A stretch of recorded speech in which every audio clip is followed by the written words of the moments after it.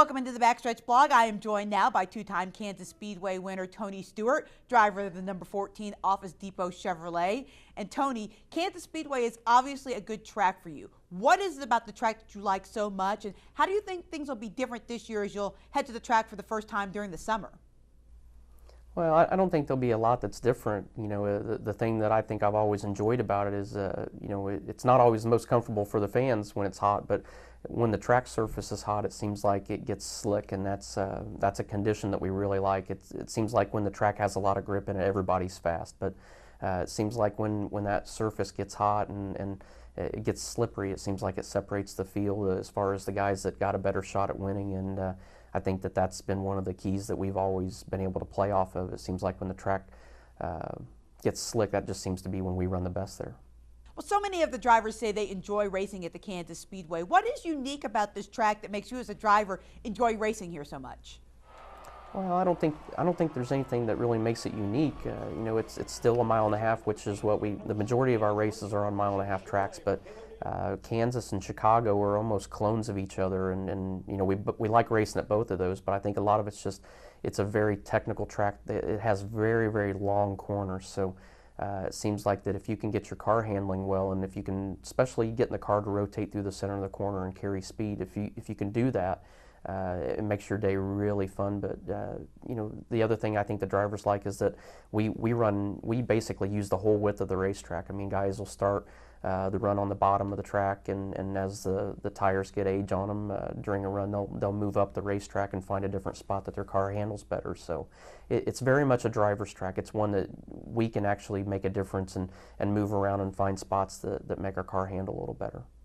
You've kind of hung around in the top 10 in points all season long, and you're a guy that's notorious for getting stronger as the summer goes along. So do you have the field right where you want them, and does the fact that the points are a little different this year change the way that you approach each race? It really hasn't. I mean, we've always kept the approach from day one, not only this year, but just our whole career of, if you win the race, you get the most points anyway. So that's the goal every single weekend. But I wish I could say, you kind of hit the nail on the head. We're kind of just hanging around in 9th or 10th right now, and we haven't had a stellar season by any means, and I'm honestly surprised that we're still in the top 10 with the way our season's gone. But our guys are working hard. They're fighting hard to try to get the missing pieces of the equation, and we're struggling trying to find the balance at places. But we're probably struggling less than some other teams are, obviously, and that's why we're in the top 10 still. But we're far from having them exactly where we want them. We got a lot of work to do before this chase starts, and I've got a feeling that we're going to have to work really hard just to keep ourselves in the chase. So we're going to have a long season this year. Well, the points change also includes a wild card, and going into the season, I think everybody pretty much thought that one win would get you in, but when you look at the caliber of drivers that are on the outside looking in at the chase, it could be 2, maybe 3 wins that gets a guy in. How many wins do you think is going to take to get into the chase this year using one of those wild cards?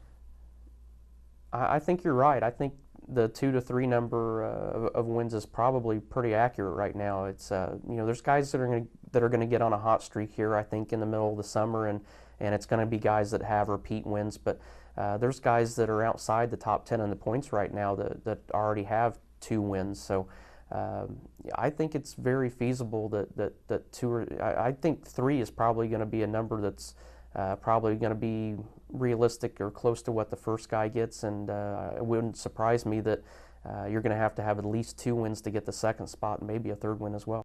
Well, you've got a big couple of weeks coming up. Next week is your annual Prelude to the Dream, which has become kind of a nice little summer tradition for NASCAR. Is this what you envisioned when you started it a few years back? Well, I think when I bought Eldora Speedway 7 years ago, I wanted to just come up with an event where we always talk, all the drivers, we're always talking, and our Cup weekends are very busy. I mean, it's very crowded in the garage area, and it's fun. We love to see the fans enjoying what we're doing and getting a chance to see it up close. But it's, there was a time when all of us weren't NASCAR drivers and we weren't all popular, and we were able to walk around the garage area and go talk to each other a little freer than what we are now. But that's part of how we created the race, was just, getting a night where we could all forget about sponsors for a night and forget about the pressures of being in NASCAR, and just go have fun for an evening. And you know, we figured out a way to make it to where we could raise money for charity at the same time, and it literally has been kind of a race that's taken on its own life, and it's grown every year. And thanks to companies like Gillette and you know, Old Spice that's been presenting sponsors of it, and especially HBO for the pay-per-view side. I mean, they've really helped us step this event up, and you know, most of all, the thing that's made it big is the fans and the drivers. I mean, it's hard to get 25 guys to all have the same night off, you know, during the season, and you know, especially for guys from the IndyCar series and NHRA and all the different national touring divisions with NASCAR to have that night off. But the fans make it what it is. I mean, to see how excited you have, you know, when you have 24,000 people at Eldora Speedway, and it really kicks off a big week of racing there at Eldora. Yeah, you probably don't remember this, but about 8 years ago, you gave a bunch of media types like myself the chance to bowl against you in Atlanta, and you pretty much whooped up on the entire field. So obviously you're a good bowler. What else does Tony Stewart like to do? I have to say my bowling game is lacking quite a bit. I haven't bowled for a long time, but you know, I've got land in Indiana. I've got 400 acres there, and I'm really big into our deer management. We have a program with Mississippi State University that have helped us with our biology program, and I've got an 8-acre lake that my good friend Johnny Morris from Bass Pro Shop has helped me out with quite a bit. And I just like being outdoors now. I really like going home to Indiana. I still live just outside of the town that I was born and raised in, so I'm still an Indiana guy, and I just enjoy going out and being outside in the woods and seeing our wildlife. So I've went from being a busy guy in town to going out in the country and relaxing a little bit. Well, thank you so much for joining us today, Tony, and good luck this weekend at Kansas. All right, guys. Thank you very much.